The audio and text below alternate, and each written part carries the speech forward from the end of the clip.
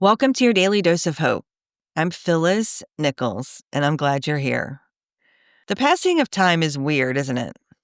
When we have a day with difficulties or a setback, or maybe we just have a day where we're not feeling very good, it feels like a day that drags on and just doesn't seem to end. When I'm recording this, we're going into the second week of September, a month that brings autumn and a distinct change of seasons here in the Midwest where I live, which makes me feel like this year is zooming by. I know summer always seems to go really quickly, and even though I truly love the change of seasons, I'm always a little sad to see the long days of summer come to an end. Which brings me back to the idea of time and how I want to spend more time in the present moment, not worried about the future or obsessing about the past, but truly invested in the here and now. It's not always easy. I don't know if I was taught this or if it's just part of my DNA, but for as long as I can remember, I've been looking forward to whatever's next. It's not necessarily a bad thing. It's served me well sometimes. Anticipating an event or a trip with excitement, it makes me feel good and optimistic and certainly keeps me engaged, and that works. But sometimes what's ahead may not be clear. Or now and then it's dealing with things that are hard, like taking care of someone who is ill or supporting a family member who needs help with their day-to-day care. All of which is to say that for me, time can feel slippery.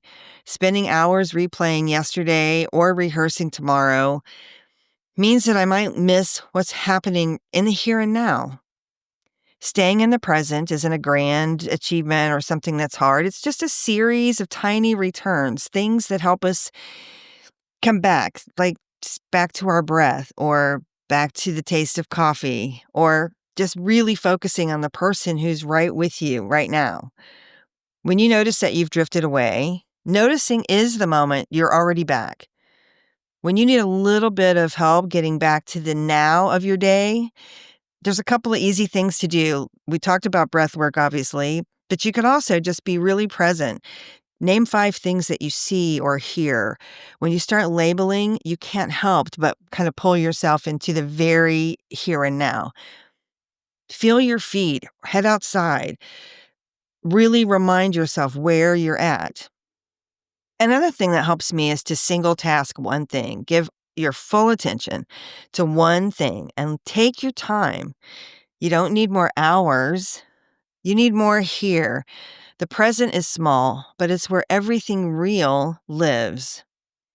I hope today you have some moments of presence and focus and can enjoy what's happening in the here and now.